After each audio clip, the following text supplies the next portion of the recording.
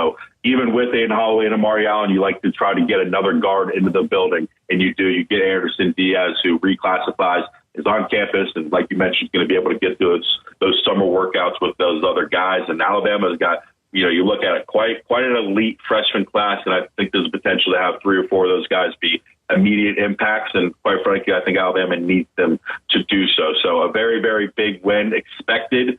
Just didn't know quite when it would go down, but he's, a good win for Anderson Diaz to reclassify at Alabama, NATO, Preston Murphy to kind of solidify that 2026-27 roster. Yeah, no question about it. Well, Brett, before we let you go, I know you talked about Pierre, and that's coming up on Friday, as you said, maybe a little after lunchtime, around 1:10 or so, where he's going to make his decision. Alabama feels really good. Is there any other news that could be on the horizon for the Crimson Tide coming up?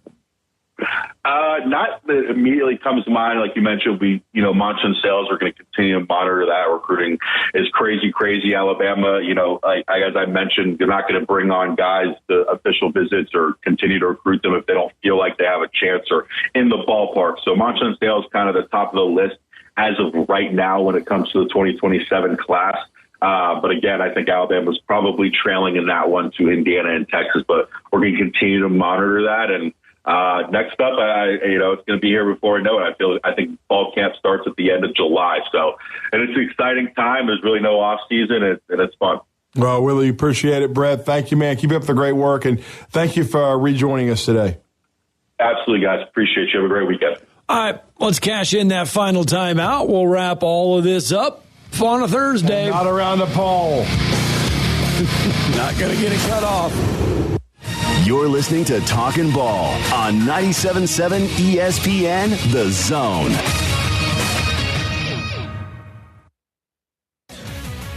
WZZN, Union Grove, Huntsville, Alabama. 97.7 ESPN, The Zone.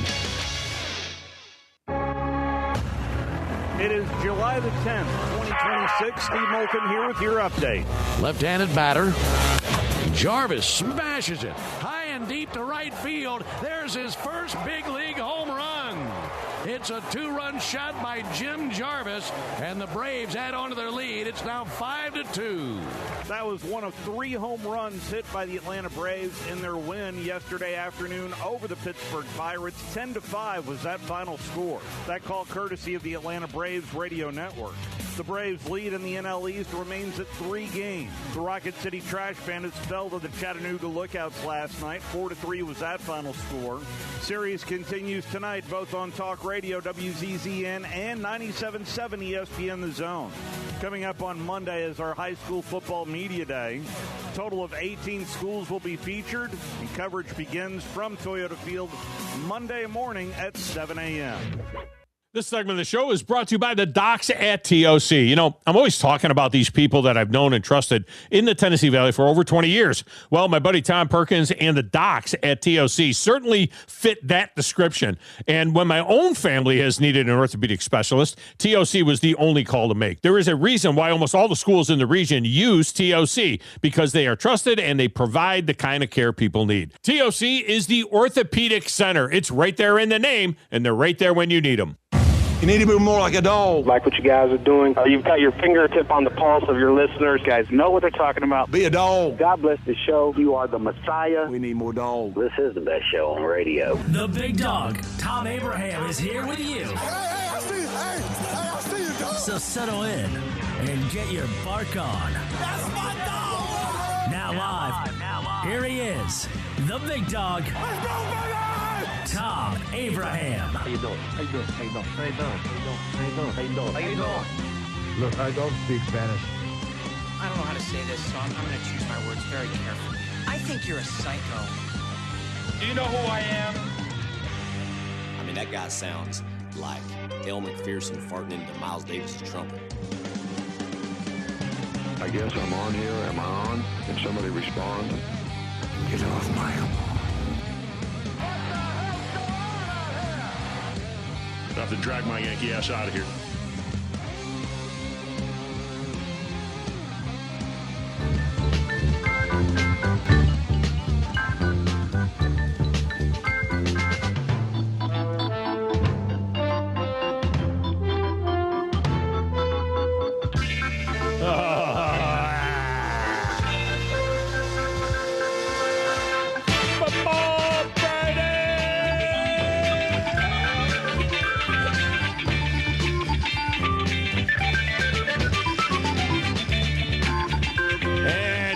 football music throughout the show, regardless of season.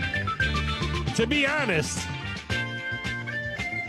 with the Major League Baseball All-Star break right around the corner, kind of feels like football season's right around the corner.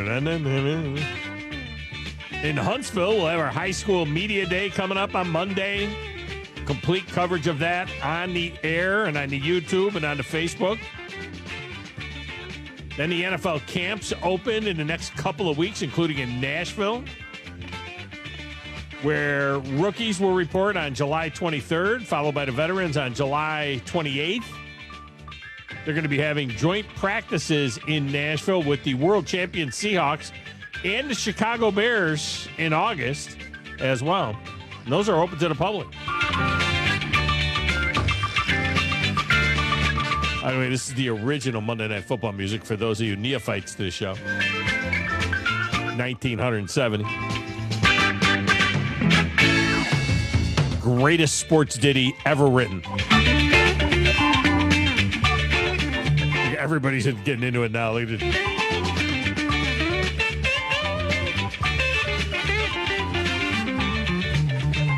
Got the horns, the keyboards, the guitars. Might as well take it to the end now.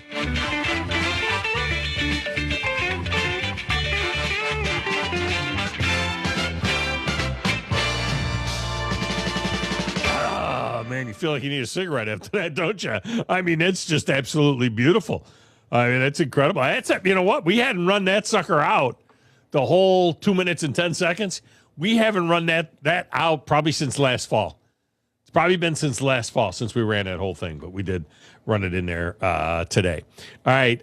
Teresa Walker of the AP in Nashville is going to be coming up at the top of the 11 to discuss all that stuff that's going on with the Titans as they get ready to open camp up there. But before Teresa, at the bottom of this hour, Clint Lamb from CoverCrimson.com is into, cover the Crimson Tide, right?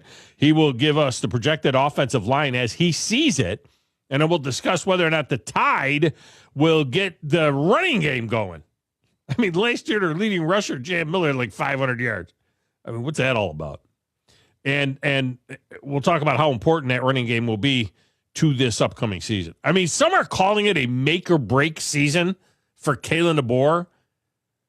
I really don't see that. Not with the huge contract that he has. I mean, unless it is just an absolute total collapse, an abomination, like 6-6 or worse. And when does that ever happen to Kalen DeBoer coach teams? Let me help you. Never. It never. It just doesn't. How is he considered nationally by those outside of the state of Alabama or Crimson Tide fans, which are like all antsy? By the way, where are you going? Who you getting? Who? You on Dan Lanning, who's never beaten Kalen DeBoer? Or maybe Steve Sarkisian, who's never beaten Kalen DeBoer? Where are you going? He's 5-0 against those two guys. Not that they're getting ready to coach the Crimson Tide. I mean, it's people got to just pump the brakes, man. Just pump the brakes on all of that stuff. All right, lines are open now. You can feel free to jump in and contribute. 256-5764-977.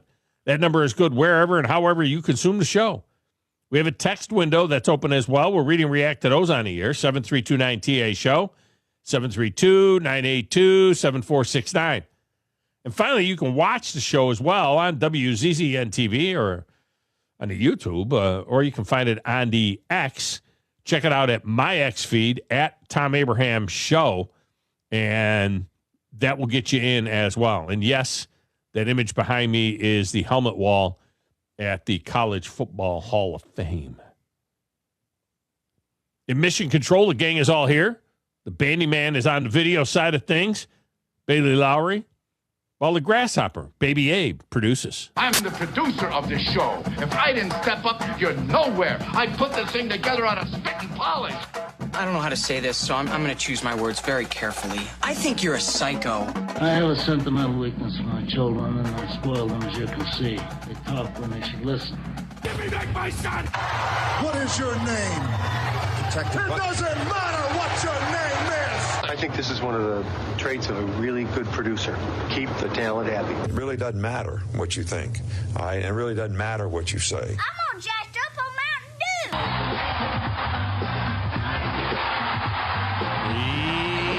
Have you had your first Mountain Dew yet of the day? Anybody back there? You guys, you're not jacked up on the Mountain Dew like that? No. Bandy's drinking some Coca-Cola. I don't drink sodas outside of my Bum Energy, and let me tell you, I am ready for today's amazing Football Friday. So excited.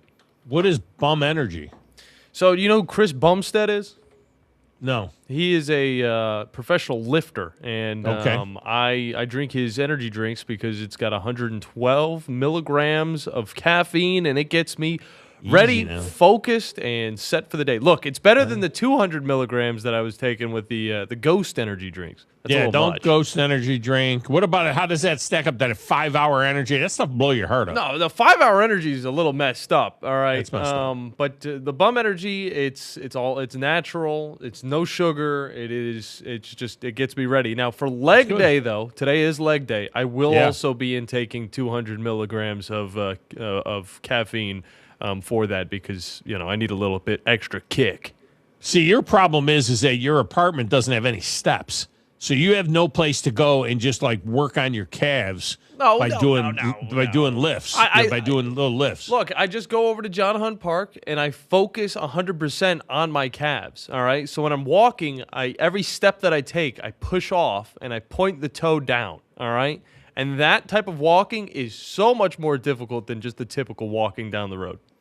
Do you ever go over to that place? It's right not too far from where you live, where the golf course used to be, which was a nice golf course, man. It really was. It was a nice the Muni, where the Muni used to be. That was a really nice golf course, and I think it's just like a walking park now or something like that. Yeah, it's a part of John Hunt Park. That's actually where I go. That's where you're talking about? I tan. I get all of it in like 30, 40 minutes. And can you still phenomenal. see the remnants of the holes? You kind of see what kind of a golf course it was? So it's been can you not tell? Replaced by disc golf. So now people are out there throwing their Frisbees into chains, which is actually pretty fun. I got to admit. Don't get it. Frisbee is Frisbee, golf is golf, and the two shall not meet. But I don't understand. I don't understand it. But I don't know why they took that course out. I really don't. I mean, that's rarity. You know what I mean? That like a golf course is no longer a golf course. Now, what is up with that? Yeah, but now it's gone. Have you heard of, by the way, speaking of disc golf, have you guys heard of this thing called padel? I didn't even know it existed. It's a sport that is, it's like pickleball. I understand what pickleball is. This is a racket sport that is kind of like tennis, kind of like squash, kind of like racquetball. It's like played on a court that's inside of a glass. I mean, have you seen this thing at all? Padel? I mean, I'm watching it right now over on WZZN TV because we got some clips up for it. I have no clue what it is. It just looks like pickleball from afar. Well, no, it's like a pickleball court, but it's got glass walls all around it. So you can hit the ball off the walls, and it uses a racket that's got holes in it. It's like the next rage. There's like a league for this thing. And you know me, I got to have a team in every league. You know what I mean? If there's a league out there, I got to have a team. But there's actually a professional, it's PADEL is what it is called. I thought pickleball was the new rage. Well, pickleball is, but the new rage, it's like 5 minutes ago. You know what I mean? It's like, pickleball. Everybody plays pickleball. Yeah, I guess that's right. Now everybody's jumping on this padel thing. I don't know if there's a padel court place in the Huntsville area or the Winchester area. I know they've got it in Nashville because they got pretty much everything in Nashville. But there's a pro padel league, and it's on TV too. It's just weird, man. The PPL, the Pro Padel League. Come on, like what was wrong with badminton or tennis? Like what? I don't know. Now we've got this thing. So here are your teams. 8-team league. Got to have a team, right? Here are your teams. The DC Matrix. Ooh, I actually like that. I just finished the Matrix 1 just the other day. So Florida Goats. I get it. Greatest of all time. All right. Houston Volts. Ooh, a shocking team. Yeah. The Las Vegas Smash. Where you get smashed. Las Vegas. So. The Los Angeles Beat. Because all the music that's in Los Angeles, I get it. I don't actually. The Mexico Waves. I guess they are centered around the ocean. I suppose. The New York Atlantics is a really cool interlocking logo. I guess that's my team, the New York Atlantics. The San Diego Stingrays.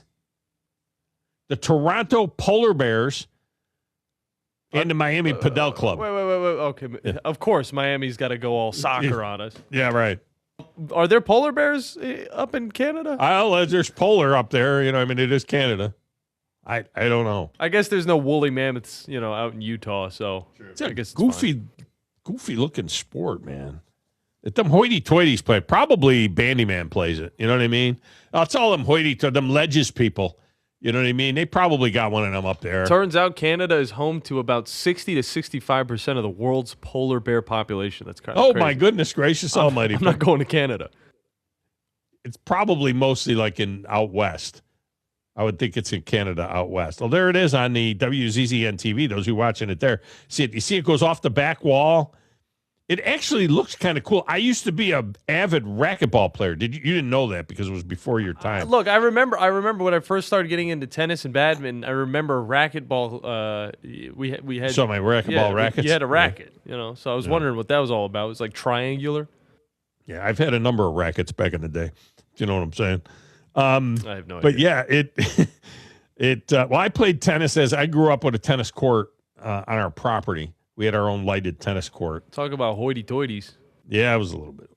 No, we weren't hoity-toity. We had new money. But then I played racquetball. You know what's cool about this game is where the net is, there's a door. You can go outside the court to hit a shot. I saw that. I just saw some of that. I was wondering. I was like, how'd they get out of there? The dude goes right outside the glass, and he's like, he knocked it back inside the glass room. This is a cool-looking sport, man. Ball coming off the walls and everything else. I mean, it's just absolutely Make the ball a grenade with like a small explosion, and then you'll have me. Because then it'll be categorized as an extreme sport. Your brother did that playing golf with me the other day. Were you with us that day? We hit one of them exploding golf balls, and he's like, hey! And I'm like, no. Did he actually get one of those exploding? Yes. He went up there, and he hit his shot, and the ball it was like, bang! And I'm like, what was that? And he was like, hey, and he's socially awkward anyway, and the ball exploded. And it was an exploding ball. And I was like rattled for 2 holes. I mean, it was took me off. I'm fired up for the weekend. Look, I'm missing my wife. Right? My wife, she's missing. My wife is missing. I don't mean I'm missing. I don't mean she's missing. I miss my wife. How about that? Does that sound better? Like I'm missing my wife or my wife is missing. She's up in New York visiting her sisters. So she's got like 1, 2, 3 sisters. So she's got 3 sisters, and she's up there with my daughter and my granddaughter, and they're visiting. So she's gone. So tonight I'm going to play golf, going over to Bear Trace, beautiful Bear Trace, and I need to get around in at Bear Trace because they close next week. Bear Trace will be on Tim's Ford Lake will be closed next week for routine maintenance. They'll aerate the greens. They'll do a bunch of routine type maintenance stuff, and then reopen on the 18th. And when they reopen, we're gonna celebrate them reopening by putting them on zone deals. Yeah. All right, so big zone deals will have Bear Trace golf on there. Stay ready for that because that's going to be one heck of a deal. So stay ready for that. But anyway, I'm going to go over there and do that, and then tomorrow morning, after getting up at 5:30, 5:45 every day during the week. Tomorrow morning, I'll get up at 3:30 in the morning. Is that in the night? Is that in the middle of the night? I'll get up at 3:30, and at 4 o'clock, I am going to head the Lynn Layton F-150 with the Bassmaster Radio Phoenix ZXL 19 attached to it to Nickajack Lake. I have a tournament on Nickajack Lake on the 18th. So I'll be heading towards Nickajack Lake, and I'm going to go practice. I've never been on Nickajack Lake. It's the lake between Gunnersville and Chickamauga. And it's like a mini Gunnersville. It's small. It's the same size as Tim's Ford Lake, but a lot of that is riverine. So you eliminate that. It's really a small lake. It fishes very small from what I understand. I've been doing my map study and so on. But I'm looking forward to getting out there, and it's going to be a ledge type of deal, I believe. And so I need to find some schools, see if I can go to school. So I'm kind of fired up for that. Nice. Golf today, fishing tomorrow. Oh, I might need to get out and play some golf. I have a not so busy weekend, but I will admit, boys, going on a few dates. Good for you. We back in the game at the same time, or no, same day at least. No.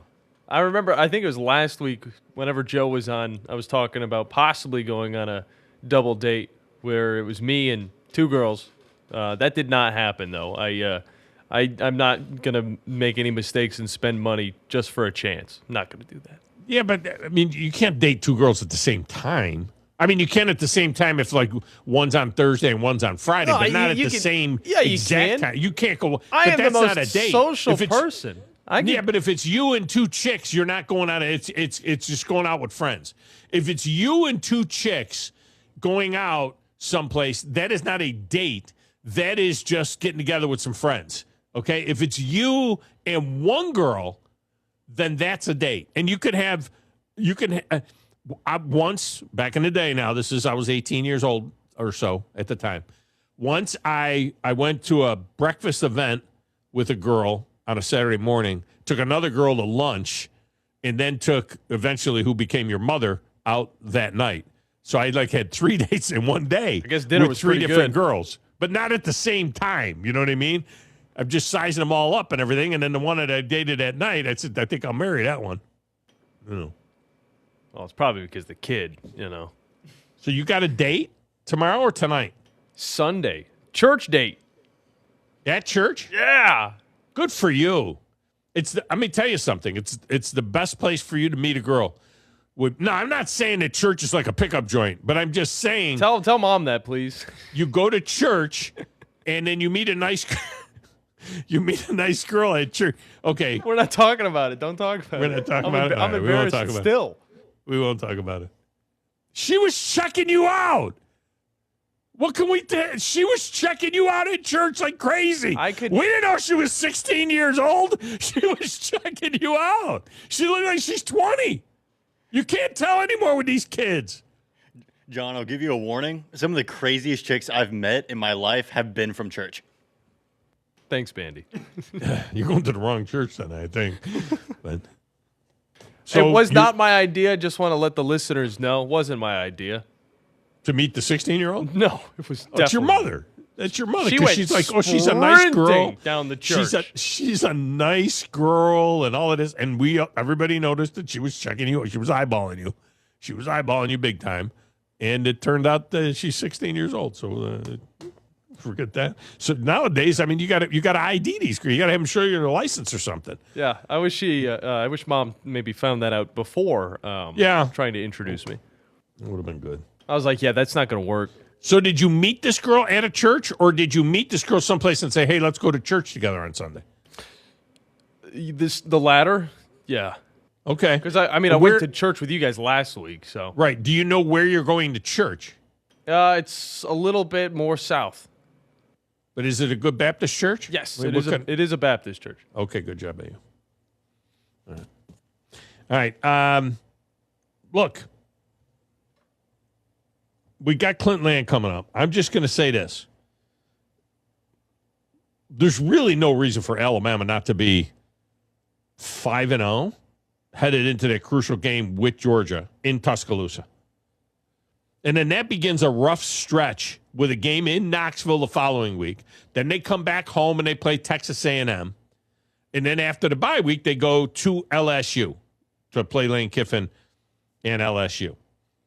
And they'll be favored in the final 3 games at Vandy. Vandy's a tough out now, but they'll be favored in that game. And then, of course, they got the JV game against UT Chattanooga. And then they finish with the Iron Bowl at home. They're a double-digit favorite in the Iron Bowl at home. But, so 8-4 feels like the baseline. 8-4 is the baseline. 10-2 is in play if you split the 4 games with Georgia, Tennessee, Texas A&M, and LSU. But since when are we talking about these are tough games for Alabama? It used to be favored in all of those games. I think they'll be favored at home against Georgia, depending on how it's going. They should be a 2 or 3 point favorite at home against Georgia. And at Tennessee does not really feel daunting until you figure out what's going on with the Tennessee quarterback situation. Coming home against Texas A&M, everybody's out high on Texas A&M, sleeper pick to win the national championship and all of this stuff. Well, you know what? Johnny Manziel isn't walking through that door, bobbling a snap and making a miracle touchdown. They can't sit there and gnashing of teeth to see, can they go 2-2 against those 4 teams? If they win 1 against those 4 teams, they're 9-3 to probably make the play. I mean, get out of here. Can't be thinking that way. All right, Clint Lamb's coming up next. He will join us. We'll get into some things with him, Alabama-wise, as well. We'll do that next, right here on the Thom Abraham Show.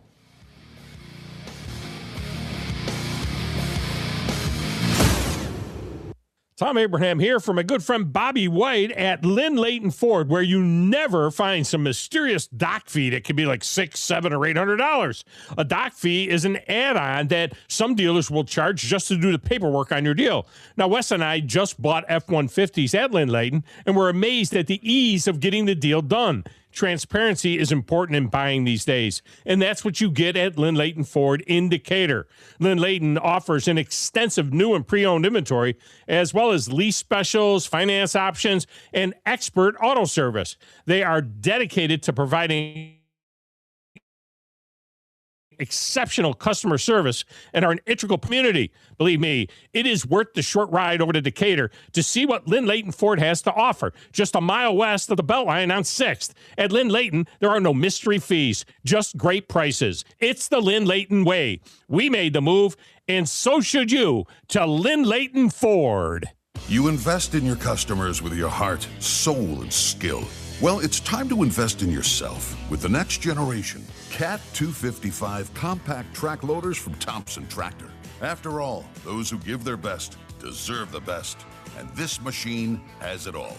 With features that include a more powerful engine, tri-axle truck loading capabilities, a spacious cab, and a smooth ride for all-day comfort. Thompson Tractor knows how much value you place on your customer satisfaction. It's how you build your business. It's also how we build ours. Since 1957, hardworking folks like you have counted on Thompson to provide the absolute best line of equipment in the industry, all backed by a customer product support team that time and again have proven to be second to none. It's all about maintaining peak performance. Always has been, always will be. Visit ThompsonTractor.com for details. Thompson Tractor, we're here for you. Specializing in simple and affordable rentals, McCurry Van and Car Rental can make sure you have just the right vehicle for your next family vacation, weekend getaway, or if you just need transportation while your vehicle is being repaired. McCurry carries Ford Transit vans and Mercedes Sprinter vans, trucks and work vans, and more. And they offer discounted rental rates for long-term rentals. Now with 4 locations: Athens, Muscle Shoals, Coleman, and Huntsville. Log on McCurryRentals.com to make your reservation now. That's McCurryRentals.com. Welcome to Southern Wagyu Steakhouse and Meat Market in Huntsville. From hand-cut premium steaks and chef-crafted Southern favorites to phenomenal made-from-scratch desserts and restaurant-quality meats you can take home. Every meal is made with passion and served with genuine Southern hospitality. Join us for lunch or dinner. Attend a monthly 5-course supper club or stop by to stock up your grill. You'll see that we deliver excellence from prep to plate. Southern Wagyu Steakhouse and Meat Market, corner of Highway 72 East and Jordan Road. Come taste the difference.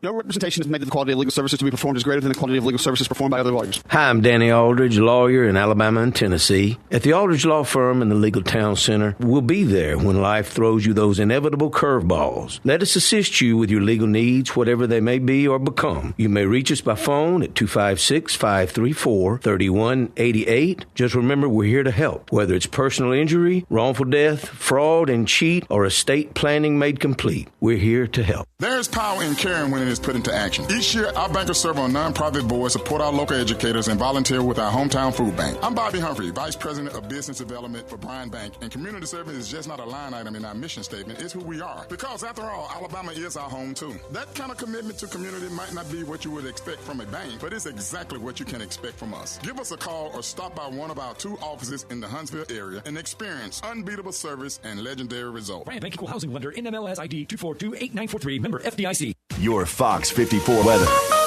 I'm Chief Meteorologist Jordan Dressman. A partly sunny to mostly cloudy sky this afternoon. Temperatures climbing into the upper 80s and lower 90s. Scattered showers and thunderstorms through the middle and later part of the afternoon. Some of that activity could pack a bit of a punch, bringing some gusty winds. We drop into the lower 70s as we head into the overnight. Much the same for your Saturday. Partly sunny, upper 80s, lower 90s with scattered showers and thunderstorms. Your Fox 54 weather. Only on 97.7 ESPN The Zone. 97.7 ESPN The Zone. This segment of the Tom Abraham Show is brought to you by Ross Roberts and his team at Valley Equipment Rental. And they have a brand new product for you. If you happen to be standing on a concrete or tile floor, Valley Equipment has the exact machine for you. Now, whether it's new construction or daily work environments or an area that's been neglected for far too long, the Valley Equipment team of experienced professionals can help you get the right floor scrubber or sweeper for your needs. Call Valley Equipment and ask them for more details on how they can help you out today.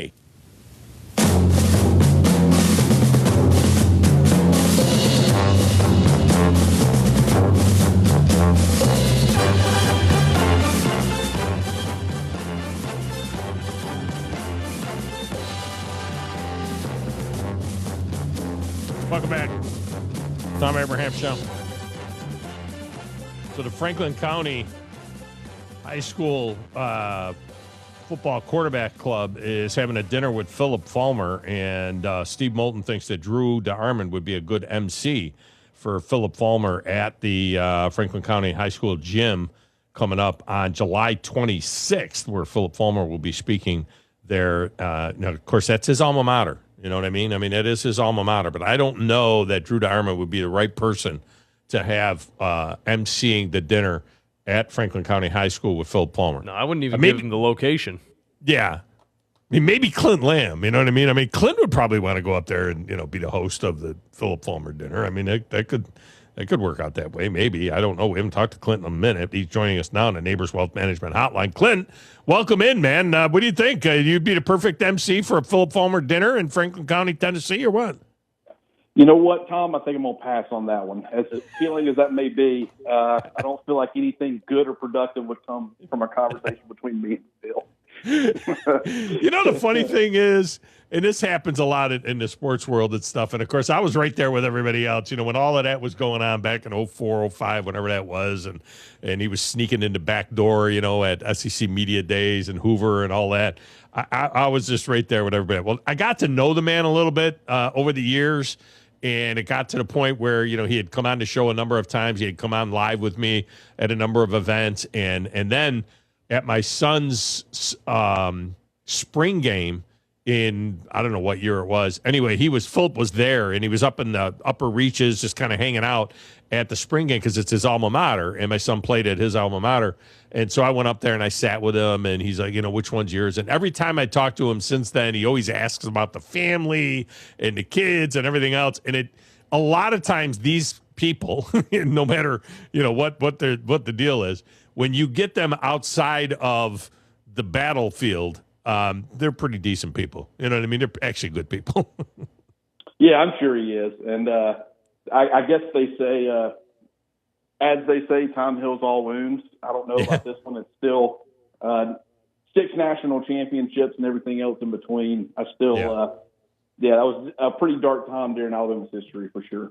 Yeah, no, it was. There's no doubt about it. Some people they act like it's a dark time now for Alabama football, which is just mind-boggling to me. And I keep reminding people, you realize they're the first team ever to win a playoff game on the road.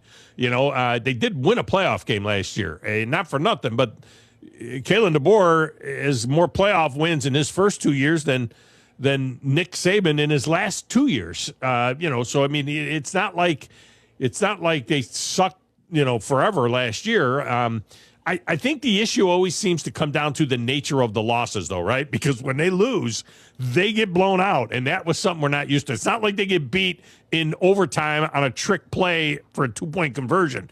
They get beat to death when they lose in the last couple of years, and I think that's the issue.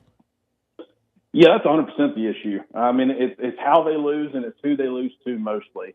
Out of the 8 losses that Kalen DeBoer has had, I would call 2 of them understandable and respectable losses. You go on the road and you play Tennessee, you ended up going to the college football playoff. It was obviously an ugly game, but that's an understandable loss. You lose to Oklahoma this past season, ended up going to the college football playoff. It was a back-and-forth game. You hated the turnovers. You felt like some of that was self-inflicted. Poor special teams play, but you understand it as a playoff team, and it was a close loss. But whether you're talking about getting beat down by Georgia in the SEC championship, Indiana in the college football playoff, whether it's getting beat by Florida State, by Michigan, by Oklahoma in the previous year, Vanderbilt, it's always these teams that you shouldn't be losing to. Like, I don't think we talk enough about Michigan being in that conversation because they ended up being an 8-win football team. They were 7-5 at the time. Most of their starters had opted out, and a lot of Alabama, pretty much everybody for Alabama, had elected to play in that bowl game, and you still figure out a way to lose. It's just, if you could guarantee me right now that Alabama was not going to lose any games they're not supposed to, I would probably tell you they're pretty much a lock for 10-2, maybe even 11-1. I think they will do well in a lot of those big games. I just don't trust, through what we've seen through 2 years, I don't trust them not to drop a game they're not supposed to. Well, and that's the key. And I said the same thing, at the open of the show, is that, look, 8-4 seems to be the absolute baseline. I mean, the baseline is 8-4. The question is, how do you do in that stretch against Georgia, Tennessee, Texas A&M, and LSU? And if 2-2 there is 10-2, but when really, I mean, they used to be, they'd be favored in all of those games, and the other team would be worried about playing Alabama, not Alabama worried about playing those 4 teams. But you're right. The thing that scares you is what just happened in that South Carolina game. Why did they lose that Vanderbilt? Or something silly like that. What do you mean they got beat in the Iron Bowl? They were a double-digit favorite, It's those kind of losses that scare you. But then they'll turn around and beat Georgia, Tennessee, and LSU or something like that. You know what I mean? So that's the deal. It seems like they miss the setup, and then they don't adjust as the game goes on. And like that bowl game against Michigan, they were never in the game. It seemed like they missed it, and they never got right.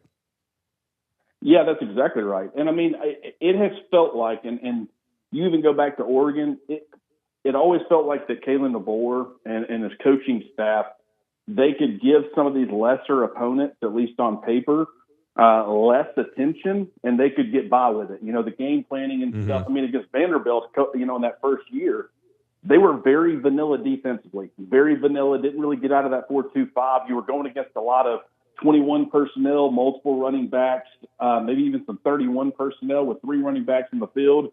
You still weren't really getting out of that 4-2-5 base defense. And I understand that it was still early in the year. It was still year 1 under Kane Womack, but there was no matching personnel. I think that they just assumed going in that they were going to be able to beat Vanderbilt playing straight up however they wanted to play and not have to reveal a whole lot. And I do think that playing in those types of games, it does help them if you're holding back as far as when you play a Georgia or someone like an LSU on the road.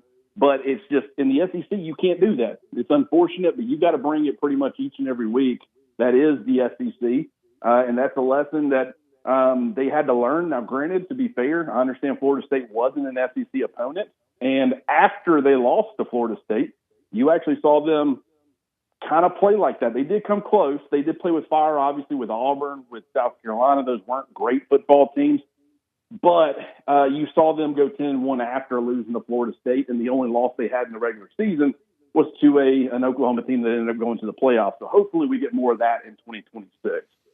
Well, and the interesting thing about the Florida State game was they came out and pounded the ball in the first drive of the game and just went right down the field, running the ball, I think 10 out of 16 plays. And it was like, ooh, I remember turning to the people to my left and my right and saying, ooh, they figured it out. I mean, they're going to pound it. They're going to run the ball again. And that seems to be the key. And it seems to me, at least in my experience, I did coach for 11 years, the thing that keeps you in every game and not having horrific losses is the ability to run the ball and run the ball even when the team, your opponent, knows you're going to run the ball. And that takes a commitment by the play caller that you want to do that. And it takes a commitment by the offensive line that they want to put their hand in the dirt and roll off the ball. So to that end, that seems to be the big deal this year is with this new offensive line, and it's basically almost 100% new, this offensive line and new offensive line coach and the same coordinator in Ryan Grubb, who, if there is a criticism, it is he falls in love with the pass game. Is there an emphasis? Do you feel like there's an offseason emphasis on we have got to get back to playing SEC football and running the football, even when they expect us to run it? If there is not an emphasis once they get on the field, this has been one of the biggest bait and switches I've ever seen, because everything that they have done so far this offseason, whether you're talking about going to get a premier talent like an E.J. Crowell, they did try to get someone like Hollywood Smothers and Raleek Brown out of the transfer portal, but you go get someone like Adrian Clem to coach your offensive line. You make a change there. He's got offensive line experience, both playing experience and coaching experience. He has run game coordinator experience. You go get Richard Owens, who is a former NFL tight end, obviously played in college as well, brings that physicality, has been an offensive line coach himself, has been a run game coordinator himself. You completely changed the offensive line personnel to better fit your system. It does seem like if they do not, at least to some extent, commit more to the run game in 2026, then what was the point in making all these changes? And I think they understand the importance of it. I've told people from a volume standpoint, it's never going to be a run-heavy offense under Ryan Grubb and probably Kalen DeBoer. I understand what it looked like with Jalen Milroe as the starter because of his leg, but they don't want to run the football a ton. But what they do want to do is be very efficient, very effective, and they want the threat of the run game to always be there. And it reached a point this past season fairly early on. I would say Georgia, and then, of course, you had Vanderbilt and Missouri right after that. They looked pretty good in those two games, but once they lost J.M. Miller again, it reached a point where teams pretty much gave zero respect to Alabama's run game, and that made everything else way more difficult. So they understand the importance of it. They've had it everywhere else, at least having the threat of it, and so I think that's what they're trying to get back to. Clint Lamb with us from CoverCrimson.com, where they cover Crimson Tide, obviously. Yeah, and I always put less of it on the running backs. I feel like the running backs are a little bit plug and play. I put it on the offensive line. You know what I mean? And there's a mindset, a mentality of how you're going to do it, and the play calling, because it was maddening. It'd be 3rd and 3, and they're in spread empty. And it's like you don't even have there's not even a run option. You've completely taken the run option off of the table. The other team doesn't expect you to do that. We remember times when Alabama's the most successful that they're liable to run it on 3rd and 5, 3rd and 6, and get it, And those are the things I think that we're missing. Talk about this revamped offensive line. You've predicted who you think is going to be Jackson Lloyd, Will Sanders, Racine Delgatti, Michael Carroll, and Jamin James. That's kind of the way you predict them, left to right across the offensive line. Talk about this offensive line heading into fall camp and their and their potential. Well, they do have some experience. Obviously, Michael Carroll was about, I want to say, he played something like a little over 500 snaps this past season. He got probably 6 or 7 starts. That's certainly not bad. Racine Delgatti has plenty of starting experience. Jamin James has plenty of starting experience. But at the same time, none of that. Michael Carroll's experience as a true freshman didn't come at guard; it came at tackle. So it's a new position. It's a position he's more comfortable with, but he hadn't played it since he's been at Alabama. So that's going to be new and probably a little bit of an adjustment for him. Racine Delgatti's coming from Cal Poly. That's obviously going to be a huge step up in competition. Javen James played at Akron. Yes, he did get the SEC experience this past season at Mississippi State. I think that's going to serve him extremely well this year at Alabama, but it's still transitioning to Tuscaloosa. I think he is probably getting better coaching. That Mississippi State offensive line was terrible last year, but I think he's got some potential. Like Will Sanders a lot. He's got a little bit of playing experience, but not a lot. So it's going to take some time. Last year, the entire offensive line was really built around, you had some NFL talent. We knew Caden Proctor was an NFL guy. We knew Parker Brailsford was an NFL guy. We thought Jaden Roberts would be more so than he obviously was.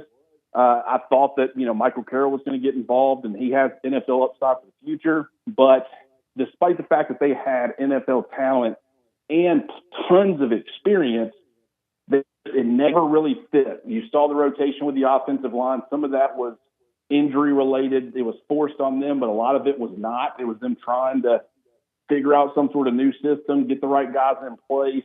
Never looked the way it was supposed to, and it was one of the worst run games in Alabama football history. So this year, instead of focusing on experience and NFL talent, which I do think they still have some NFL talent, but the emphasis has been on guys who fit what we want to do. We like athleticism. We like the big nasties. We like moving people off the football. But we need guys who can get out in space, pin and pulls, screens, anything like that. Get out there on the perimeter, get guys blocked, but you don't want to sacrifice too much as far as the size and the power. And, when you're running inside zone or duo or whatever, being able to blow guys off the football. And I think that they found the right pieces there. The problem is that they're all new, and so it's going to take time. But I think once the experience starts to come around and they get more of it, I think that you're going to see the offensive line show tremendous improvement. I just hope nothing catastrophic happens before they can get that done. And finally, it's interesting. The staff at ESPN, they ranked the coaches in college football going into this year's season, and I just chuckled a little bit internally, just inside, just chuckled a little bit. Dan Lanning is listed 5, followed by Steve Sarkisian listed 6. And then Lane Kiffin listed 7.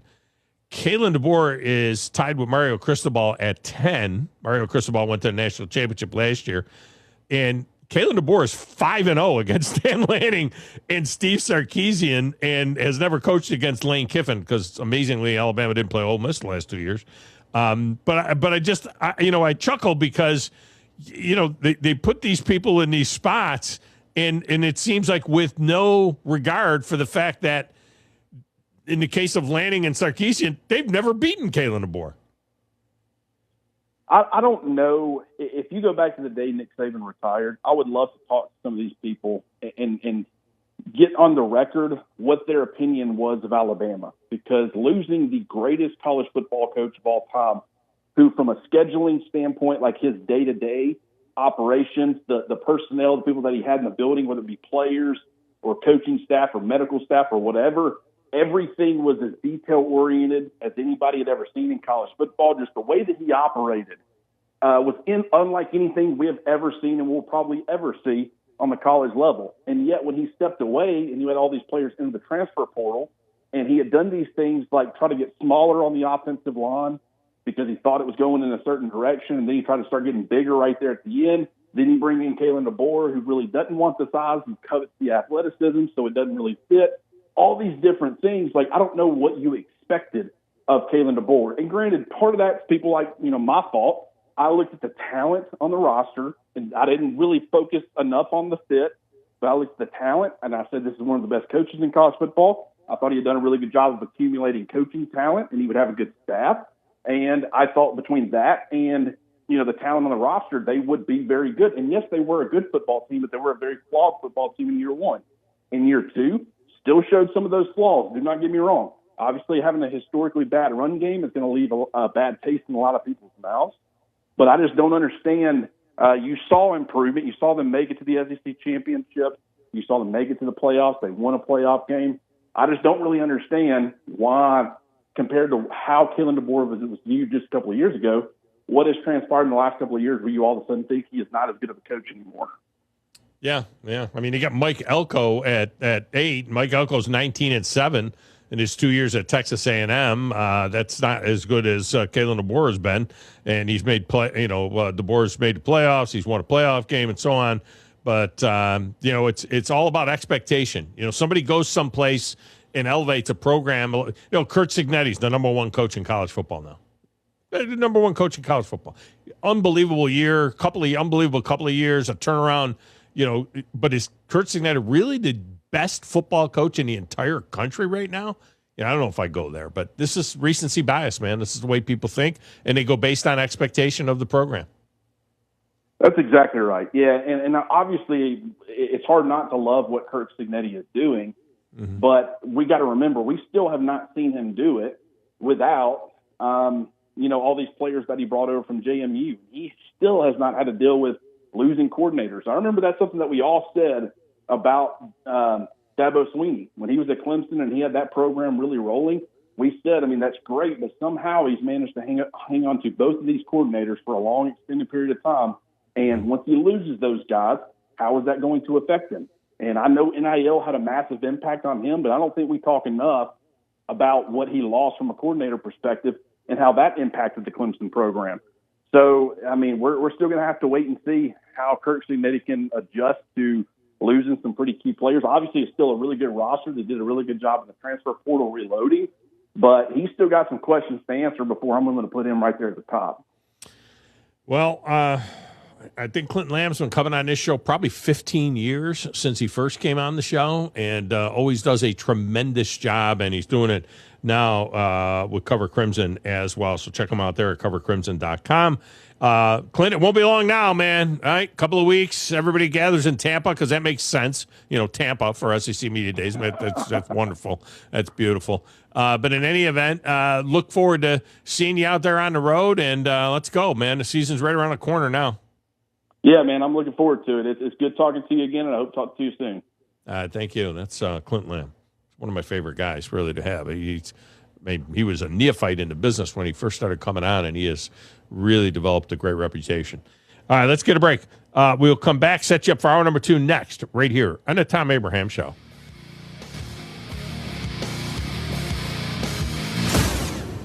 You're listening to the Thom Abraham Show on 97.7 ESPN The Zone. This is Brent Musburger's VSiN Action Update on 97.7 ESPN The Zone. Drivers who switch to Progressive have an annual savings of nearly $750. Progressive.com. NASCAR racing this weekend at the Echo Park Speedway in Atlanta. Tomorrow, the O'Reilly Auto Parts Focus Health 250. It is Austin Hill plus 275, Jesse Love plus 450, Sam Mayer 9-1.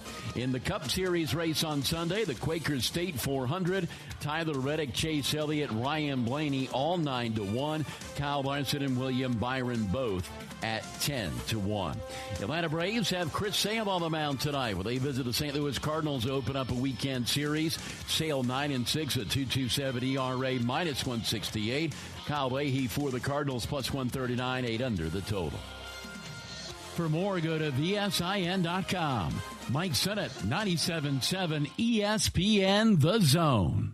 Eagle Masonry and Installation. It's right there in the name. Eagle is your one-stop shop for block, stone, or brickwork, monument signs, and outdoor kitchens and fireplaces. Eagle also offers the finest craftsmanship and insulation, including fiberglass or spray foam insulation, and of course, insulation removal. Philip Love and his team have years of experience, bringing the region the best in masonry and insulation services. For more information and a quote, visit insulatewitheagle.com or call 256-755-1556. Eagle saves you time. Eagle saves you money. Are you tired of chasing a roofing contractor to show up on time or even show up at all? I'm Sam Fleming with Fleming Roofing and Restoration. Our motto at Fleming Roofing is we show up. Our goal at Fleming Roofing is to provide the reliable customer service that you deserve, and we have the resources to meet all of your roofing needs: residential, commercial, industrial, replacement, or repairs. We are manufacturer certified for roof coatings, single-ply membranes, and asphalt shingles. Whenever you need a roofing professional you can count on, call Fleming Roofing and Restoration. We are committed to finding the solution that meets your needs. We don't have quotas or heavy-handed sales tactics. Fleming Roofing, we have expert experience. We show up. Free estimates, residential, commercial, industrial, replacement, or repairs. Check us out at FlemingHSV.com. FlemingHSV.com. When you need a quick response, it's Fleming Roofing and Restoration. We show up. Welcome to Southern Wagyu Steakhouse and Meat Market in Huntsville. From hand-cut premium steaks and chef-crafted Southern favorites to phenomenal made-from-scratch desserts and restaurant-quality meats you can take home. Every meal is made with passion and served with genuine Southern hospitality. Join us for lunch or dinner. Attend a monthly 5-course supper club or stop by to stock up your grill. You'll see that we deliver excellence from prep to plate. Southern Wagyu Steakhouse and Meat Market, corner of Highway 72 East and Jordan Road. Come taste the difference. Welcome to Kern Electrical, where teamwork powers every project. Our champion sales team takes time to understand your needs, tailoring the perfect Generac generator for your home or business. Our project managers handle all coordination, ensuring a tackle-free installation. Our certified installation crews ensure peace of mind, even in the darkest moments. With our service and maintenance lineups, you can be assured we're with you every step of the way. Experience the home team advantage of Kern Electrical, your Generac superstore. Most current way to keep your power on. GeneracSuperstore.com. Your Fox 54 weather. I'm Chief Meteorologist Jordan Dressman. A partly sunny to mostly cloudy sky this afternoon. Temperatures climbing into the upper 80s and lower 90s. Scattered showers and thunderstorms through the middle and later part of the afternoon. Some of that activity could pack a bit of a punch, bringing some gusty winds. We drop into the lower 70s as we head into the overnight. Much the same for your Saturday. Partly sunny, upper 80s, lower 90s with scattered showers and thunderstorms. Your Fox 54 weather. Only on 97.7 ESPN The Zone. This segment of the Tom Abraham Show is brought to you by the Golfist, Huntsville's newest, coolest, and only multi-location indoor golf venue where you bring your own gear. Use the Golfist to play over 2,000 courses from around the world, including that one in Georgia that kicks off the majors. Plus, the Golfist is a great place to dial in your game or have an office event or private party. Their third location in the Valley is coming to Hughes Road in Madison soon. Visit thegolfist.com for more info. That's GOLFFICE, thegolfist.com.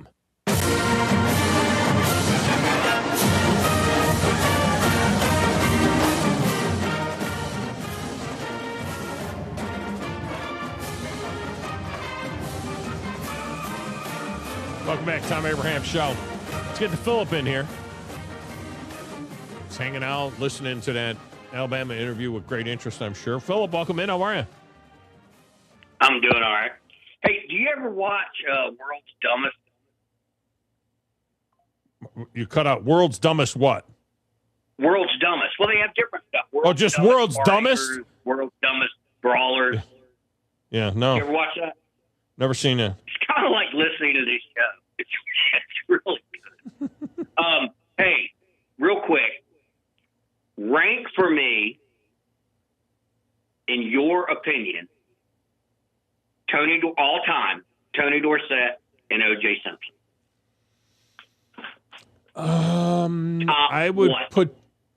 O.J. Simpson was kind of garbage for 3 years. Yeah. O.J. Simpson, slashing style. O.J. Simpson was kind of garbage for the first 3 years, and he came on.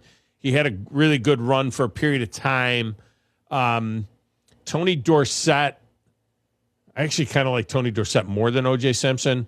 I would put them. I would have to have Jim Brown, Barry Sanders, Adrian Peterson, Eric Dickerson ahead of them, maybe even Derrick Henry. I mean, Derrick Henry, you look at his numbers, they're staggering. After that, I think they're between 5 and 10.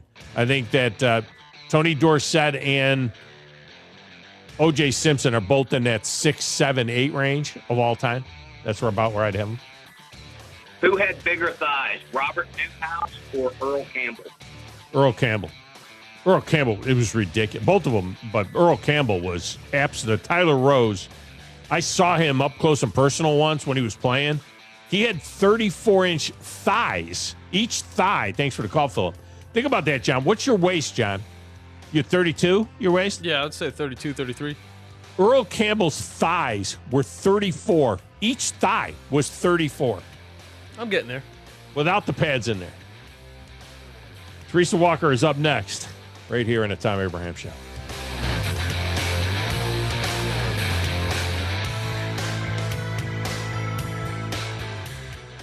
The Orthopedic Center. It's in the name. TOC, the premier choice for all your orthopedic needs. With over 40 physicians and 20 centers of excellence, TOC is the name to trust for complete, expert orthopedic care. And that word center, we mean it. With more than a dozen locations across North Alabama and the Tennessee Valley, TOC is in your community whenever you need us. As the state's largest orthopedic practice, TOC is built on trust. Trust we've earned with every patient we serve.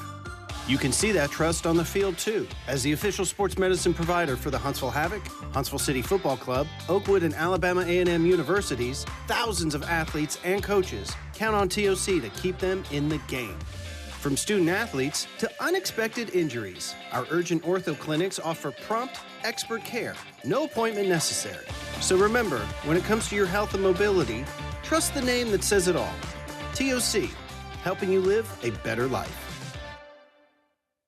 Now, Jimmy, you better not be eating that baseball again. But Dad, I yearn for the sweet taste of the sport. This is the best that I got. Well, then, put down that ball and let's head over to the yard for something a little less rubber-y. Don't eat your glove this season. Take advantage of our Big Zone deals and head on over to the Yard Milkshake Barn right outside of Toyota Field, where you'll find sweet treats like the Biscoff Cheesecake, Sweet Heat Mango, Shirley Temple Floats, and so many more. It's the Yard Milkshake Barn. Make this summer a home run hit.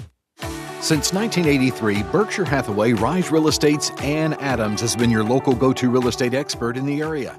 As a buyer, you can trust Ann's in-depth knowledge of the local housing market to narrow available properties down to those you'll be interested in, saving you time when shopping for a new home. When you're ready to sell, Ann's expert negotiation skills will ensure you get a fair price and hassle-free experience. Call Ann Adams today at 256-337-2625 or email annadamsrise@gmail.com. You invest in your customers with your heart, soul, and skill. Well, it's time to invest in yourself with the next generation Cat 255 compact track loaders from Thompson Tractor. After all, those who give their best deserve the best. And this machine has it all. With features that include a more powerful engine, tri-axle truck loading capabilities, a spacious cab, and a smooth ride for all-day comfort. Thompson Tractor knows how much value you place on your customer's satisfaction. It's how you build your business. It's also how we build ours. Since 1957, hardworking folks like you have counted on Thompson to provide the absolute best lineup of equipment in the industry, all backed by a customer service and product support team that time and again have proven to be second to none. It's all about maintaining peak performance. Always has been, always will be. Visit ThompsonTractor.com for details. Thompson Tractor, we're here for you. WZZN, Union Grove, Huntsville, Alabama. 97.7 ESPN, The Zone. It is July the 10th, 2026. Steve Moulton here with your update. Left-handed batter. Jarvis smashes it high and deep to right field. There's his first big league home run. It's a two-run shot by Jim Jarvis, and the Braves add on to their lead. It's now 5-2. That was one of 3 home runs hit by the Atlanta Braves in their win yesterday afternoon over the Pittsburgh Pirates. 10-5 was that final score. That call courtesy of the Atlanta Braves radio network. The Braves' lead in the NL East remains at 3 games. The Rocket City Trash Bandits fell to the Chattanooga Lookouts last night. 4-3 was that final score. Series continues tonight, both on Talk Radio, WZZN, and 97.7 ESPN The Zone. Coming up on Monday is our high school football media day. A total of 18 schools will be featured, and coverage begins from Toyota Field Monday morning at 7 a.m. Thom Abraham here from my friends at All About Water, LLC. Look, those spring and summer rains are going to hit at some point, and when they do, you need Ryan at All About Water to help you deal with keeping it away from your foundation or doing damage on your property. Now, his background is in fluid dynamics, and that assures you that they can handle any job, including building and maintaining a pond or any other sort of water feature. Learn more at allaboutwaterllc.com. That's allaboutwaterllc.com. You need to be more like a dog. Like what you guys are doing. You've got your fingertip on the pulse of your listeners. You guys know what they're talking about. Be a dog. God bless the show. You are the Messiah. We need more dogs. This is the best show on radio. The big dog, Thom Abraham, is here with you. Hey, I see you. Hey, I see you, dog. So settle in. and get your bark on. That's my dog! Now live, here he is, the big dog, Let's go, baby! Thom Abraham. How you doing? How you doing? How you doing? How you doing? How you doing? How you doing? How you doing? Look, I don't speak Spanish. I don't know how to say this, so I'm going to choose my words very carefully. I think you're a psycho. Do you know who I am? I mean, that guy sounds like El McPherson farting into Miles Davis' trumpet. I guess I'm on here. Am I on? Can somebody respond? Get off my I have to drag my Yankee ass out of here.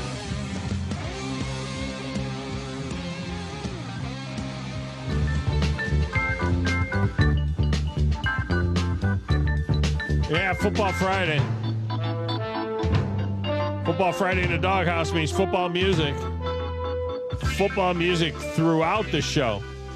Doesn't matter what the season is, but it does feel like football season, doesn't it? Well, I mean, it doesn't feel like football season right now, but I mean, it feels like football season's right around the corner.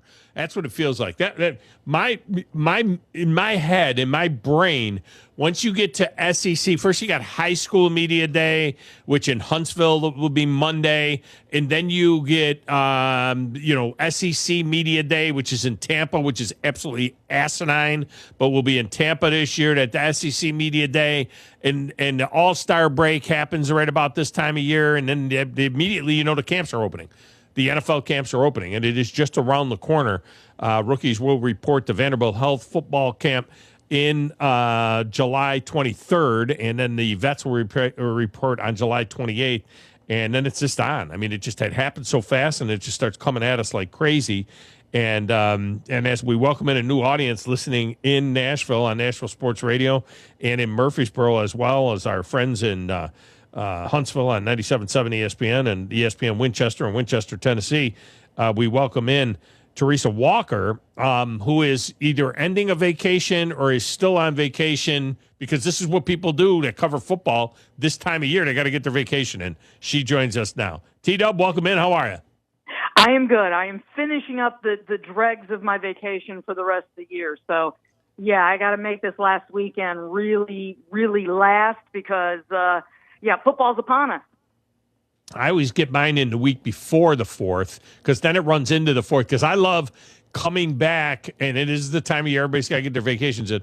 But I love coming back from vacation and then still having the 3-day weekend for the 4th of July. You know what I mean? It's like I hate coming back and going right to work. So, that's the way I like to roll. Well, hey, anytime you can stretch a holiday weekend, that's good. I'll say this, Tom. July 4th is my favorite holiday of the year. Why? Because it's the one holiday that I'm just about guaranteed not to have to work.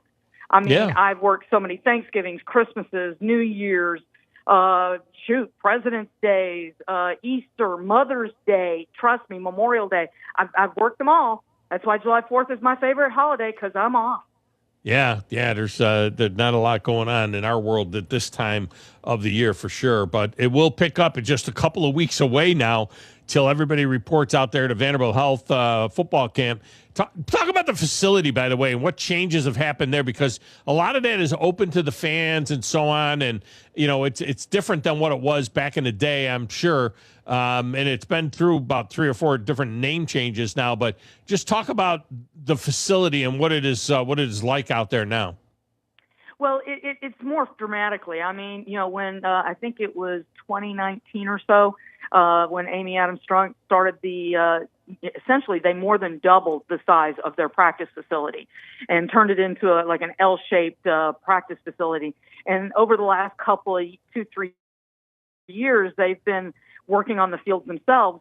And there was a lot of attention in this offseason about the limits that media were under. Partly, new staff, new coaches. There's always new rules when somebody else comes in and they're brand new. But they were working on the field that's closest to the media parking. Well, we don't park behind the gates anymore. We're out on the street with some cones blocking off the street. But that area is now, they spent this whole off season putting, the drainage and the heating and cooling, the controls under that field so that they can help keep the grass longer And instead of the Wonder Blanket that was all that they could use back in the late 90s and 2000s, now it's all high tech. Think Masters Control. They want to be able to tell what that blade of grass near the 50 is doing and help keep it as healthy as possible.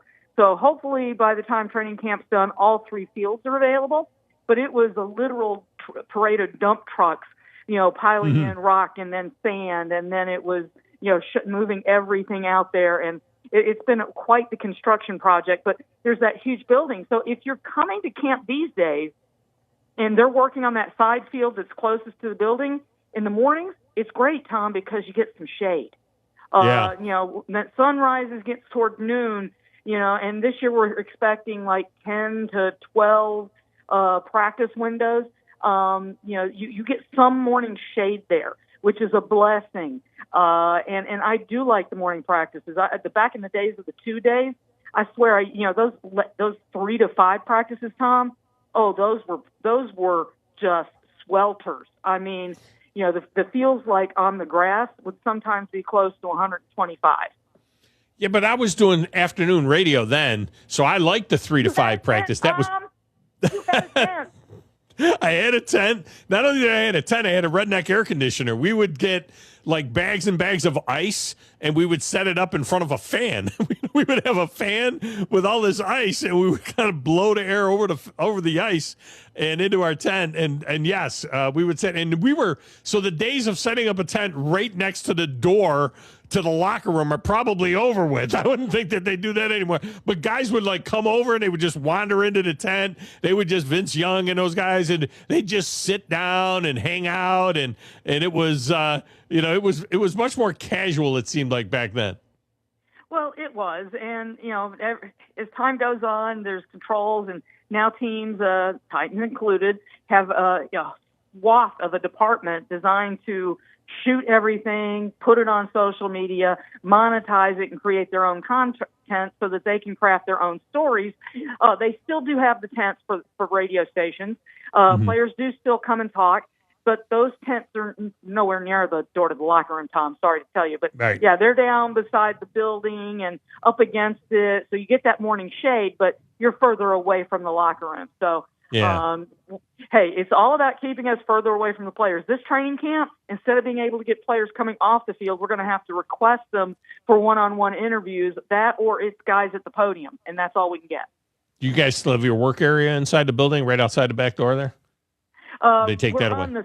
We're on the second floor of the new building, and security's tightened all around. Let's just say it's a lot tougher, and there's so many people that Amy has hired. It just feels like they're, if you're lingering and you're the last person in there trying to finish up, and me, I'm responsible for the whole state. So if I've got something in Memphis or Knoxville or nowadays Kentucky happening, I might still be there, and people are peeking around. It's like, is this room available yet? And it's like, we're not done. It is pretty, though. They put up some nice wallpaper, so they've put that new branding for the Titans along one whole wall, and there's a new logo on another wall. So the blank white walls at least are a little prettier. So it's not, though, no more practice open, every practice open. I mean, it used to be, it was open every day, right? I mean, it was practice.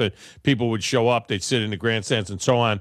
It seems like there's only, what is there going to be, 7 days of practice that are open at the facility, including the 2 joint practices. And then August 7th will be in the stadium. But those dates, that they have listed at their website, those are the only dates that fans can come to practice. Is that right? Yes, and you better get your tickets on the website if you want to come check it out. That said, usually during training camp, there's, they'll have days where some groups come out, high school coaches or college coaches. I mean, there's times where youth groups, YMCA, boys club, things like that will get to come watch practice, and but because of the expansion, it took away some of the extra space, and there wasn't a ton of space to begin with. But right. Tom, even on the most, I've covered this team since they moved to Tennessee, and even on the most popular days where they had to really give away some of those tickets, and they were counting them to make sure that nobody got one too many, we didn't have too many days where it was just swamped. I give people in Tennessee credit. We're talking practice. We're talking practice. Yeah, but having coached in these practices up north back in the day when I was a college coach, you would go to the Redskins camp, we'd go to the Steelers camp, we'd go to the Browns camp. There would be 6,000-7,000 people at practice. I mean, those places like that, Green Bay, Chicago. I remember going and working the Chicago camp for a couple of days. I mean, it was crazy. Miami, even in Miami, they practiced in a facility that had a stadium that would hold 4,000 or 5,000 people, and they had 4,000 or 5,000 people. I don't know. Maybe in the early days there were times it was like that, or when the team was star-studded with the Titans. But I don't know that it's ever been attended that way as it is in some of those places up north. Well, and don't forget the Cowboys. There's a reason they go out to California for some time in training camp because of the demand of their fans. But I'll just say this: unless you're trying to get an autograph, or if you're hoping to, see a player up close that day, it just feels like with the age of social media or if you just, hey, let's face it, the rise of ticket prices, your chance to see somebody from this team up close is at practice. So. And then let's not forget this. Teams are good. It's easy to look on socials and find, this player is going to be at the Kroger on whatever boulevard on Tuesday at 2:00. There are all these opportunities, and it's easier to find out about them in this day and age of social media than it ever was before. So I'll just say this: it takes a special person, no matter who you're going out to see. To go out, I'm paid to do this, Tom. To go out there and do this on your own on the hope of maybe getting an autograph, God bless you. We used to do, I hosted the Titans Players Show for a number of years, and I had Albert Hainsworth for a couple of years, and we would be out at a Buffalo Wild Wings with Albert Hainsworth, and the people would line up around the building. I mean, he would be with me for an hour, and he would sign autographs during the commercial breaks, and they would line up all the way around the building. And then finally, I remember one day he said, just let them keep coming. I'll sign while we're talking. He goes, I can do both at the same time. I'll just keep signing as we talk. And this was, of course, in those last 2 years when he was trying to get that new contract. You know what I mean? When he was, franchise tag. And, but yeah, guys like that would always draw big. And we got to mention Chris Johnson. Chris was always a huge draw, especially in his first couple of years when he was so dynamic for the Titans. And, people would just love to come out and get their picture made and hang out with those guys. And, that was always something. Well, and that's the thing. I mean, and, God bless Chris Johnson, who announced nearly 2 weeks ago that he's battling ALS. And I will tell you, Tom, that the cool thing, seeing how many people are responding to his, restarting the Ice Bucket Challenge. And it's really, really nice to see people responding to that. But that's the thing. Those shows and that ability to get up close and personal, those are, it's so many of these now are morphing into podcasts and things like that, where you can see the content, you can see them, but that ability to go see them at a radio show, get that autograph, have that interaction is just huge. It's not just huge for the players, it's huge for the game, because, when people have a personal connection to someone, that's the thing that makes all the difference in the tough times. And, let's face it, Titans have had 4 seasons of tough times. Yeah. Well, speaking of tough times, man, too, you guys may be able to hear the rain. It is hammering right now. It's a frog strangler right now out there here at the Big Dog Production Studios in Winchester. That's for sure. Speaking of tough times, I don't get really rattled by much. I was stunned when I watched the Chris Johnson interview with Michael Strahan. I mean, it shook me. I didn't realize. I mean, it happened so fast, but since when he was diagnosed back in the fall to now.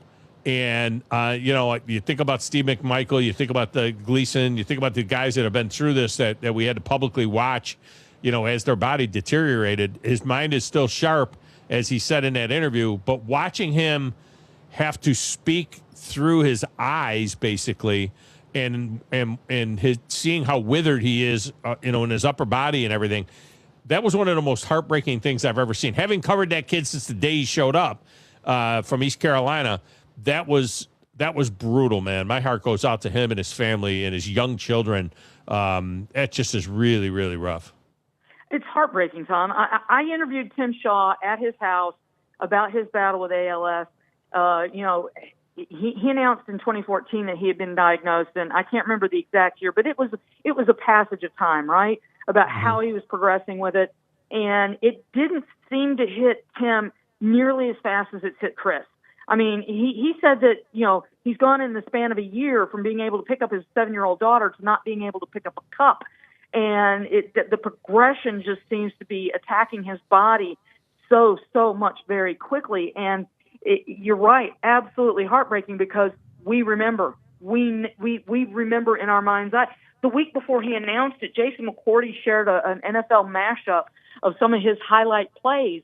And he was gliding down the field while everyone else looked like they were in overdrive, legs turning, trying to catch this smooth running, incredibly gifted, physically gifted human being. And it's a kick in the teeth. I mean, this is a guy that was so much fun to watch. If there's a franchise in the NFL that has their own Mount Rushmore of running backs, it's the Tennessee Titans. Earl Campbell, Eddie George, Chris Johnson, and Derrick Henry. Those four. I mean, Chris Johnson still holds the single season record for yards from scrimmage. He was the sixth man to get to 2,000 yards. There's been three now that have joined him, including Derrick Henry. But, to know what he did on the field, and then to see and to hear where he's gone in such a quick span since his diagnosis. I mean, thank God they were able to record his voice so that they can help him, because I'm losing some hair on the top of my head, Tom. Age is horrible, but to not be able to speak from yourself and have to hear a machine generate your voice, that has to just be, God bless him, because that is just heartbreaking to hear. The technology is amazing. I mean, it was him talking. I mean, to hear his voice and everything like that, and that he was doing all of that with his eyes, and you could barely see his eyes moving even, looking at the screen. It is amazing technology, that is for sure. Jeff Diamond and I yesterday discussed Chris Johnson's Hall of Fame credential, and for 6 years, he was amazing. And I think he was the most explosive. I mean, I used two other guys, Gale Sayers and Eric Metcalf, as the other two guys that were of smaller stature back, almost a scat back type guy, that were that explosive, where, he holds the NFL record for the most 80-yard plus touchdown runs with 6, more than anybody else. For 6 years, he was absolutely incredible. Now, his last 4 years, he was kind of bouncing around, and he had lost it, and being a smaller, player, that was bound to happen. But he's borderline Hall of Fame, and it'll be interesting to see down the road how he is handled as far as the Hall of Fame goes. Well, here's the thing. His career is a little bit, I equate maybe to Terrell Davis. And the thing that helped get TB in, past that was he had those Super Bowls with the Broncos and, John Elway. And that seemed to kind of help elevate his candidacy. That mark with the 80-yard touchdown runs, and the all-purpose all scrimmage yards for a season. Those things help him, but as great as he was, he almost feels like he was more of a shooting star in the sky than. I mean, let's face it. Derrick Henry, he is a no doubt Hall of Famer at this point. Why? Right. Because of the longevity and just the sheer number of yards and all these other details that he's put together. He's got a lengthy resume. Chris Johnson's is incredibly impressive. It's more of a one-pager. Yeah, it is more of and that best opportunity he had to have good playoff success was that year that they were the number 1 seed, and the Ravens came in, and I'll till this day say that they intentionally hurt him. I remember that tackle, and he's on the bottom of the pile, and it looked like somebody just took and wrenched his ankle, and and they took him out of that game. And when he went out of that game, it just felt like the Titans had no shot, and I think it was intentional. That's just me. covering that game, watching replays of that, I cannot not agree because he was their biggest weapon. Yes, there was smash and dash with Lendale White, but Chris Johnson is what made that team so dangerous on offense. Right. And then, you had the turnovers that didn't help. But, anyone who watches that through a Tennessee lens, they're going to agree that was intentional. Yeah. Teresa Walker with us here. All right, so finally, August 21st, the Seahawks, the world champion Seahawks, they'll be in.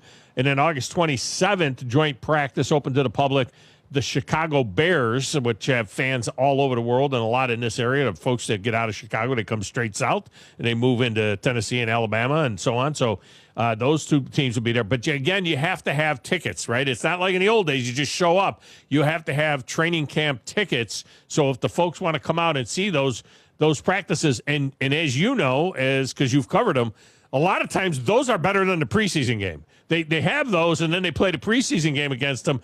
But the preseason game is almost like an afterthought. A lot of the action takes place in those joint practices. Those are the best things to go because you're getting ones-on-ones, twos-on-twos. So those are the fun parts, and those are the practices that give a true window. When you're going against yourself, I've covered some really bad Titan teams that looked okay in August because they're going against each other. But then you get them in a joint practice. The Titans media corps who covered the joint practice with Atlanta last August, after one session, they're like, oh, this is not going to be a good season. There were predictions, 3 wins, and yes, that ended up happening. So you can get a good feel for what a team is going to do. And, with Robert Saleh, the new coaching staff and all the players that they brought in to do joint practices, not just with the 2 home opponents, they're also starting with a joint practice against the Niners before their preseason opener out in California. Yeah. These are becoming more, this is the reason why the NFL will be cutting away another preseason game sooner than later in their push to get to an 18-game season, Tom, because everybody's doing joint practices. They're more valuable to the teams and the evaluation and testing of players and schemes than the preseason practices because they're glorified scrimmages.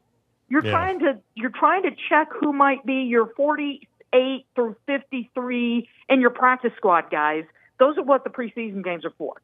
So, and doing this against these teams this year is going to give Robert Saleh an early test on where they're at and prepare them for a home schedule or the start of the regular season that, they've got 2 home games to start this season for the first time since 2010.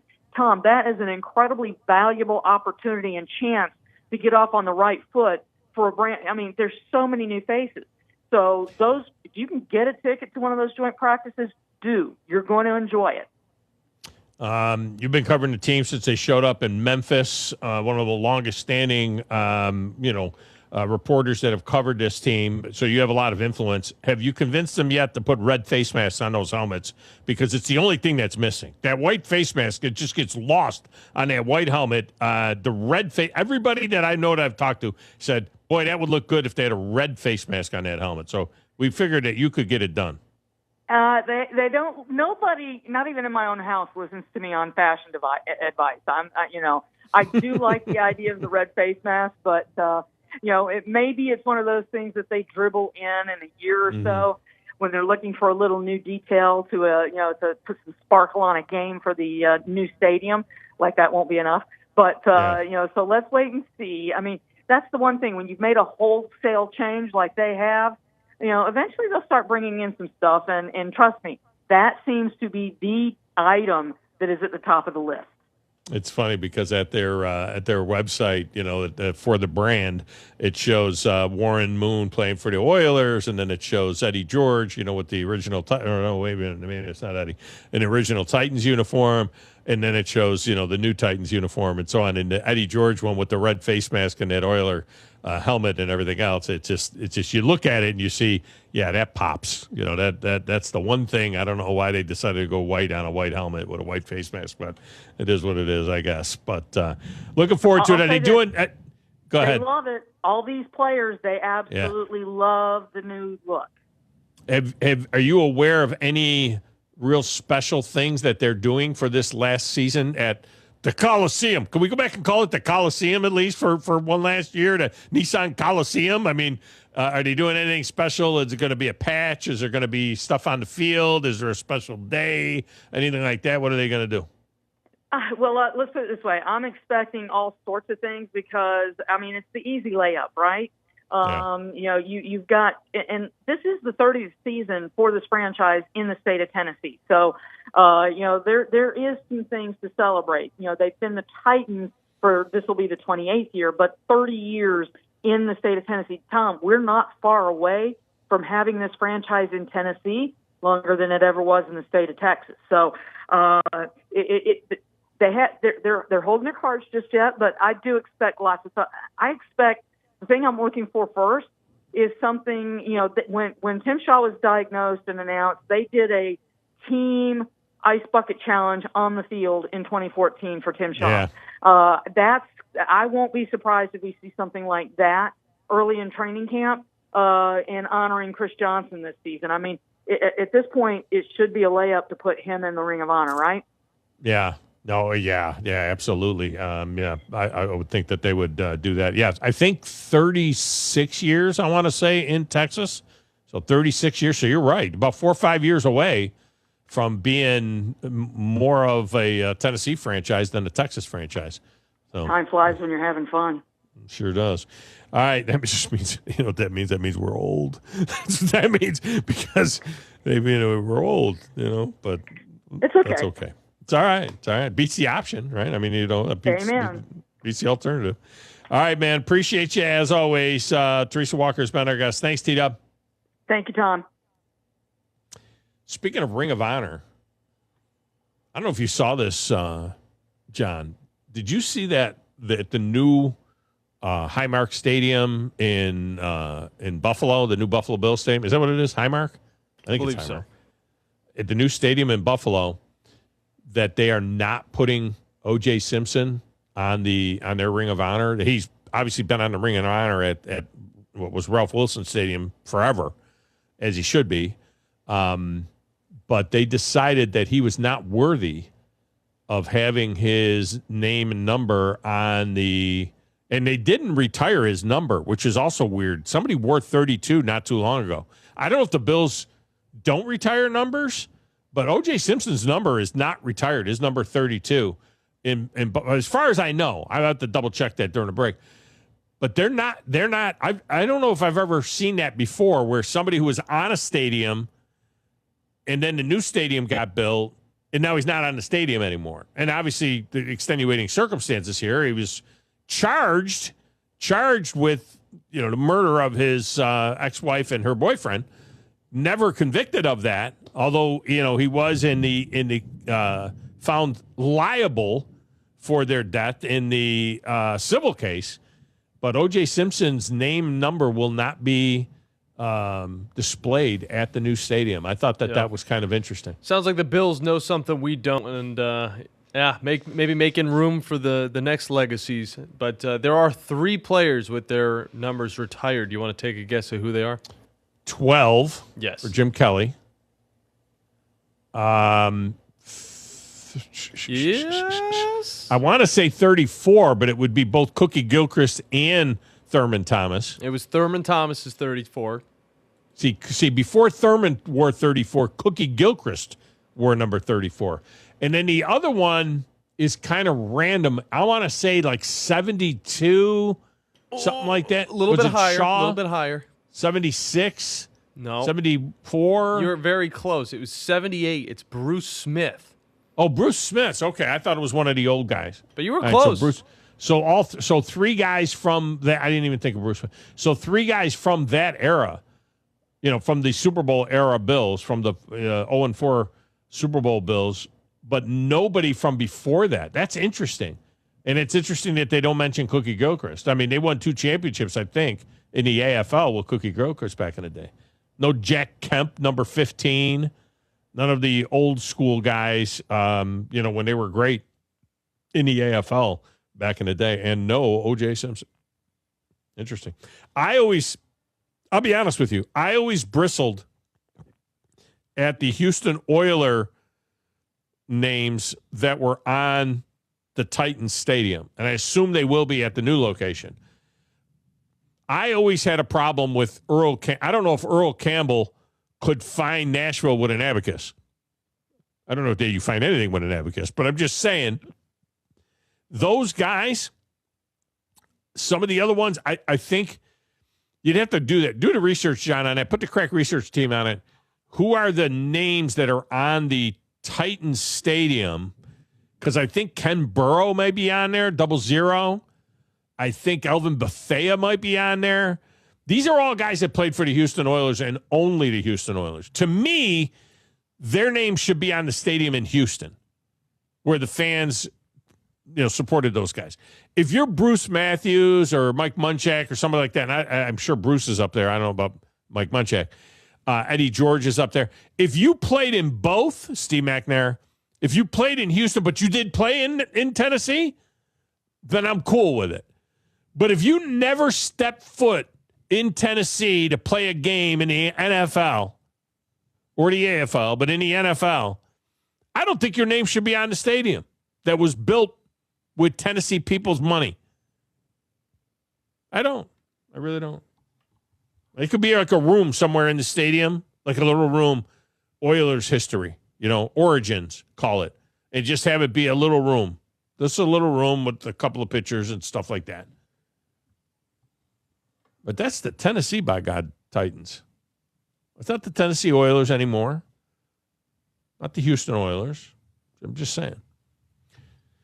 Let's grab a break. We'll come back. Phone lines go open the rest of the way. 256-5764-97.7. Tom Abraham Show. Back with more right after this.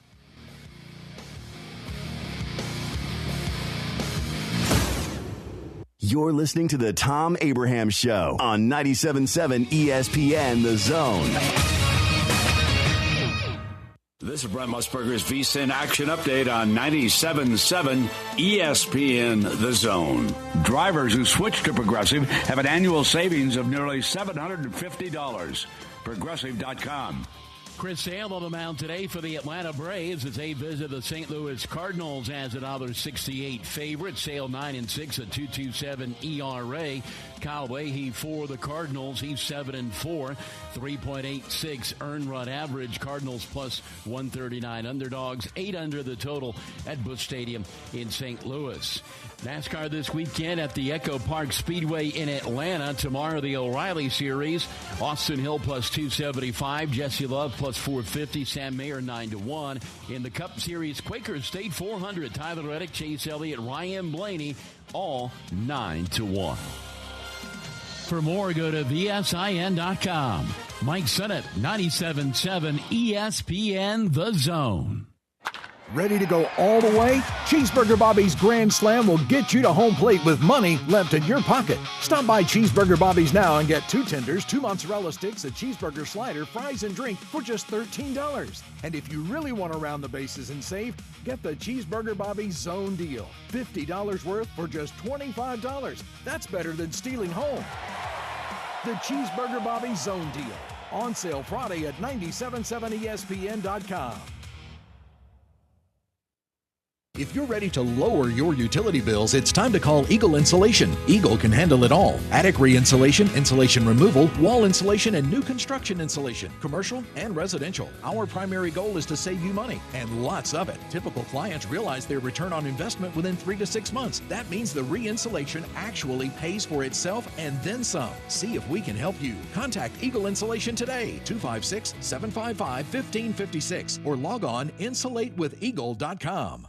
Specializing in simple and affordable rentals, McCurry Van and Car Rental can make sure you have just the right vehicle for your next family vacation, weekend getaway, or if you just need transportation while your vehicle is being repaired. McCurry carries Ford Transit vans and Mercedes Sprinter vans, trucks and work vans, and more. And they offer discounted rental rates for long-term rentals. Now with 4 locations: Athens, Muscle Shoals, Coleman, and Huntsville. Log on McCurryRentals.com to make your reservation now. That's McCurryRentals.com. Welcome to Southern Wagyu Steakhouse and Meat Market in Huntsville. From hand-cut premium steaks and chef-crafted Southern favorites to phenomenal made-from-scratch desserts and restaurant-quality meats you can take home. Every meal is made with passion and served with genuine Southern hospitality. Join us for lunch or dinner. Attend a monthly 5-course supper club or stop by to stock up your grill. You'll see that we deliver excellence from prep to plate. Southern Wagyu Steakhouse and Meat Market, corner of Highway 72 East and Jordan Road. Come taste the difference. Introducing the Golfus, Huntsville's newest, nicest, and only multi-location indoor golf venue. Play over 2,000 courses with state-of-the-art simulator technology, perfect for golfers of all skill levels. For a limited time, grab an unlimited membership for just $99 a month, or book with our grand opening pricing. It's the best value in Huntsville. Check us out at thegolfus.com. Thom Abraham here for my friends at All About Water. Crazy name, huh? Well, let me introduce you to them. All About Water is the top pond builder anywhere in the Tennessee Valley, and that includes remodeling or cleaning out existing ponds as well. They also have monthly maintenance plans for your pond. Don't have a pond? Well, how about a fountain or water feature for your property to bring that soothing sound of running water to your happy place? On the other hand, maybe you have water on your property that you don't want. Well, Ryan at All About Water is all about water, so he could take care of that as well. He has a background in fluid dynamics, and what that means is that he could take care of any water issue that you have. Finally, how about that irrigation system that you have or that you want? Well, they do installs and maintenance and repairs on those as well, because they are all about water. Learn more at allaboutwaterllc.com. That's allaboutwaterllc.com. 97.7 ESPN The Zone. Thom Abraham here for my longtime friend Mike Owen of Owen Home Appliance. You know, Mike has over 25 years experience in the appliance industry, and since 2017, Owen Home Appliance has served customers in the Tennessee Valley with a focus on quality products, affordable prices, and excellent customer service.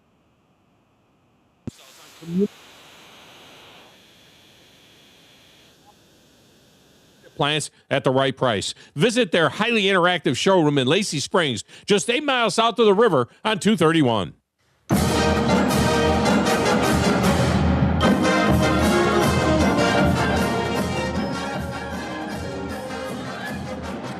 And welcome back, Thom Abraham Show on Football Friday. Glad you are with us. Got about 8 to 10 minutes to go for you to get in. 256-576-4977. That will get you in the show. Grumpy is up first. Grumpy, welcome to the show. How are you? Hey, pretty good. So you got 30 Major League Baseball teams, right? Yes. Okay, each one of them has a designated hitter. Do some of them have 2 designated hitters and they get days off? Yeah, they'll use different guys. They'll rotate. Most teams, the DH is generally an outfielder. So most teams will run 4 or maybe 5 outfielders, and they'll alternate. You know, sometimes it's a first baseman, and they'll alternate one guy DHing and another guy. Some teams have a guy that does nothing but DH, like Marcelo Ozuna did for the yeah. Yeah, I'm sorry. That's what I'm getting at. Is each team has someone on their roster that wouldn't be on their roster if they weren't excellent at hitting. Yeah, DH. DH. Some have a DH that doesn't have a mitt. That never plays in the field. So yeah, not everybody. So out of all of the take the pitchers out of it. Mm-hmm. Out of all of the people in Major League Baseball that comes to bat in bats, how many do you think right now, July 10th, are above batting average 300? Oh gosh, I don't think there's 3 guys that are above 300 right now. 9. There's not. There is 9. I'm shocked that there's 9. Who's leading the league? What number is leading the league? Is it like 316 or 320, something like that? Something like that. But my point is when I found out it was 9. You do this for a living, so you're constantly getting information. With me, I just kind of hit and miss. I was surprised that it was only 9 because there's 30 dudes that are paid to hit. Yeah. Anyway, I was going to get your take on that. The DHs, but here's the thing though: DHs are paid to hit home runs. They're never a singles guy. They're never a hit for average guy. The DH always seems to be a dude who's hitting 241 with 21 homers and 60 RBI. He's a strikeout or home run type of dude. I mean, it's always that way, it seems like.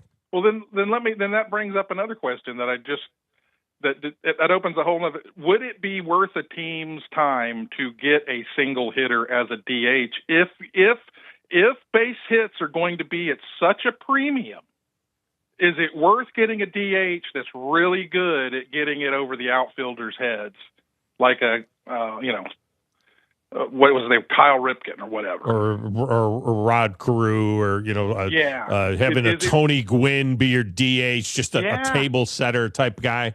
I think the inference is that my shortstop, my second baseman, these guys are supposed to be table setter guys, my center fielder, and then as a DH I need a bopper. I mean, I'm not saying I agree with that, but that's what it seems to be. Yeah, but I'll let you go. But it just seems to me that the ones that you just described aren't getting the job done if everybody is less than 300 in the league, pretty much. I mean, you could count that many. You could count 9 batters on one hand if your mom and dad are related. That's not a lot of people. Thanks, man. Yeah. No, the DH is, Shohei Ohtani is exclusively a DH when he's not pitching. He never plays in the field. I think he's played just maybe a handful of games in the field. But otherwise, he's never that guy. Now, Kyle Schwarber is pretty much exclusively a DH. He's a 254 hitter. His job is to go out there and hit home runs. Nothing else. He's hit 32 home runs at 254. 32 home runs, 58 RBI. Now, Ben Rice has, for the Yankees, he alternates at DH and playing first with Paul Goldschmidt. Goldschmidt is more like of a guy that you would think of as a historical DH, but Goldschmidt's been playing a decent amount in the field as well. But Ben Rice... And I'd be interested to know what the splits are for him when he's DHing versus when he's playing in the field. Giancarlo Stanton is their DH, but he's been injured forever. If Giancarlo Stanton is healthy, Giancarlo Stanton for a while, he didn't even have a glove, it seemed like. Didn't even own a mitt. Couldn't even go out there and shag. And then he played a little bit in right field last year when Aaron Judge was on his annual injury tour. So, you look at guys like that. Juan Soto DHs quite a bit, but he plays in the field a lot. Bryce Harper is a DH sometimes. He's a 261 hitter. Rice was at 275 now. He was over 300 for the longest time. But yeah, they're pretty much bombers. That's what they want. So it's talking season in college football, right? Which means all of the conferences, all 10 of the conferences, the Big Four and the Group of 6, are having their media days, right? Right? Everybody's having their media days. Except for the Pac-12, which is really the Pac-8. Remember, they used to be the Pac-8. Then they were the Pac-10. Then they were the Pac-12. Well, they have 8 teams now. They've got the 2 teams that were left over, Oregon State and Washington State, and then they've added Boise State, Colorado State, San Diego State, Texas State, Utah State to go with Oregon State and Washington State. They should just call themselves, and Fresno State. They should just call themselves the State 8. Ooh, that's a good job by me. Grasshopper. They should be the State 8. Fresno State, Boise, I'm going to call them the State 8. Fresno only State. in football, though. Only in football, because they got Gonzaga as well. Yeah, Gonzaga in there now. Football, it's Fresno State, Boise State, Colorado State, San Diego State, Texas State, Utah State, Oregon State, Washington State. They decided not to have a media day. They're not going to have a media day. Nobody would come. They're not having a luncheon. They're not having a coffee hour. They're not having any kind of kickoff event. I mean, this makes perfect sense, right? You're a brand new conference. You need to create excitement. You need to get everybody fired up about the new State 8, Pac-8, Pac-12. This is crazy. The Pac-12 Senior Vice President and Deputy Commissioner Rick Hart said we could have had one. We talked about it. But those things are expensive. He was at Fresno State talking about it. He said, quote, traditionally, you spend a lot of money. You bring everybody together for 2 or 3 days. You disrupt camp or whatever's going on. Maybe you get the media there. Maybe you don't. Maybe you get 72 hours of publicity alongside all the other leagues that are doing media days. It's pretty noisy. There's a lot of static. And then everybody moves on. Close quote. Talk about no confidence in your conference. Oh, my gosh. Are you kidding me? Look, just tell it the way it is. Just say you're embarrassed. You're embarrassed to be the State 8. We don't even want to have a media day. They could have hosted it at like a Carl's Jr. or something. Come on. They could have hosted it at Toyota Field. At the Sportsmed Pavilion. What, are you kidding me?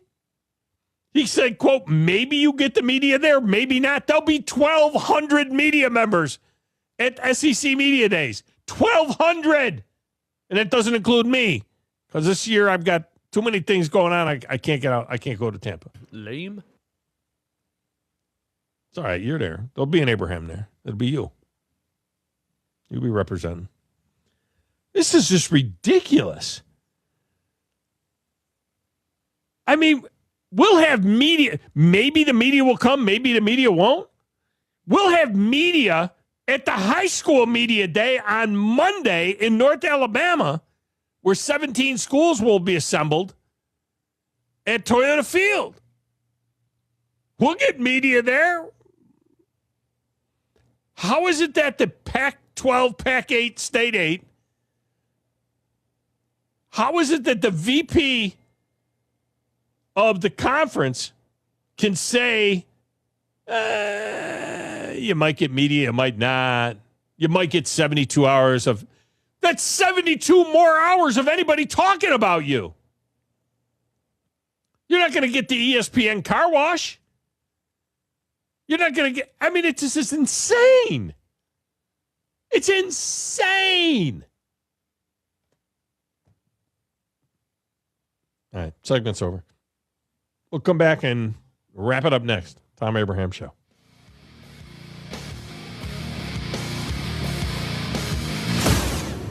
You're listening to the Thom Abraham Show on 97.7 ESPN The Zone.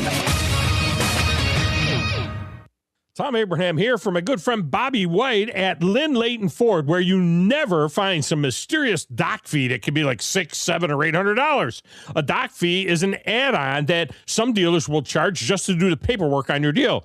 Now, Wes and I just bought F-150s at Lynn Leighton, and we're amazed at the ease of getting the deal done. Transparency is important in buying these days, and that's what you get at Lynn Leighton Ford in Decatur. Lynn Leighton offers an extensive new and pre-owned inventory, as well as lease specials, finance options, and expert auto service. They are dedicated to providing exceptional customer service and are an integral part of our community. Believe me, it is worth the short ride over to Decatur to see what Lynn Leighton Ford has to offer, just a mile west of the Beltline on 6th. At Lynn Leighton, there are no mystery fees, just great prices. It's the Lynn Leighton way. We made the move, and so should you, to Lynn Leighton Ford. This summer, we make HVAC history as Sensagreen Heating, Cooling, and Insulation celebrates our country's 250th birthday. Happy birthday, America! In honor of crossing the Delaware River and kicking Cornwallis out of Yorktown, Sensagreen now offers $1,776 off new HVAC systems. Give me liberty and a new HVAC smart system this summer at Sensagreen with Brian. Whatever it takes, just like our founding fathers. USA! USA! USA! Alabama license number 12705/52808. Great food and the best live entertainment is what it's all about at the Furniture Factory Bar and Grill. Head to downtown Huntsville every Tuesday for karaoke on the only outdoor karaoke stage in North Alabama. Thursday night is the Valley's longest running and biggest bike night. Food and drink specials, giveaways, and live music on the patio. And the Furniture Factory menu is fully loaded with options from steaks to salads, plus a whole lot more. Featuring a weekday happy hour that starts at 3. 619 Meridian Street, downtown Huntsville, and online at FurnitureFactoryBarGrill.com. Baumhauer's Restaurant, legendary food and legendary fun.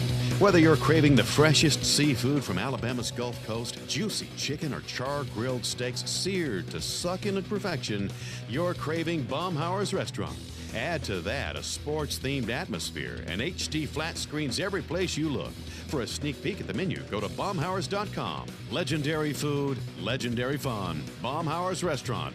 When you call most roofing companies, all you'll hear is, you need a new roof. Not when you call Fleming. At Fleming Roofing and Restoration, we're focused on your needs, whether it's an easy repair or a full roof replacement. Folks around here have trusted Fleming since 1965 for all their residential and commercial roofing needs. And as the area's storm damage experts, Fleming knows all the ins and outs of the insurance claims process. Log on FlemingHSV.com to schedule your free estimate today.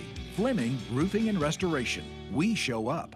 At the Huntsville Sports Commission, we do sports. The Rocket City is your destination for world-class sports in North Alabama. The Huntsville Sports Commission brings elite tournaments, championships, and other exciting athletic events to our city. From youth leagues to national championships, we're driving tourism, boosting local business, and building a stronger, more active community. When you team up with us, we'll worry about the details so you don't have to. We do sports.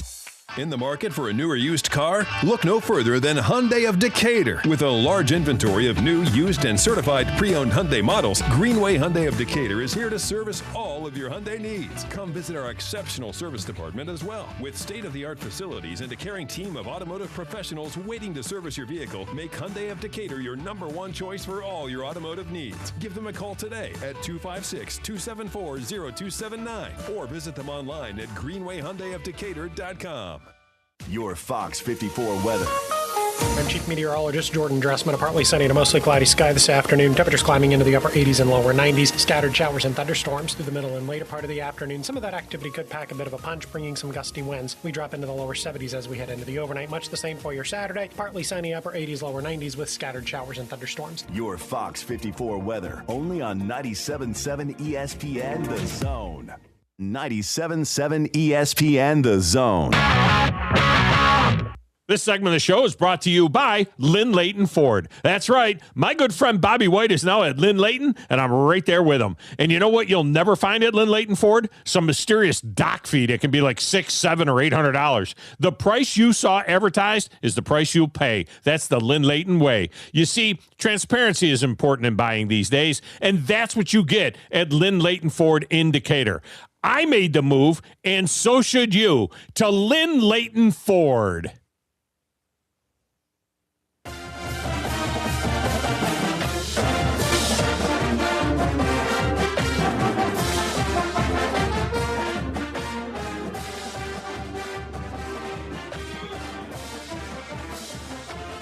Is this the first day since the World Cup started that we did not make any kind of comment about anything going on in the World Cup? Thank God.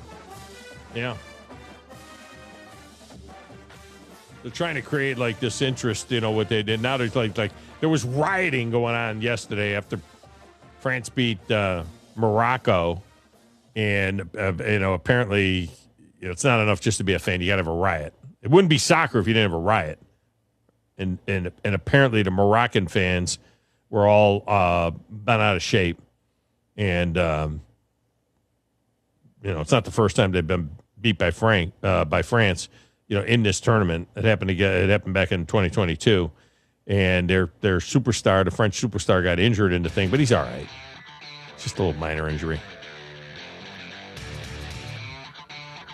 And now there's like trash talk going on between Argentina and Switzerland. I don't know what that's all about.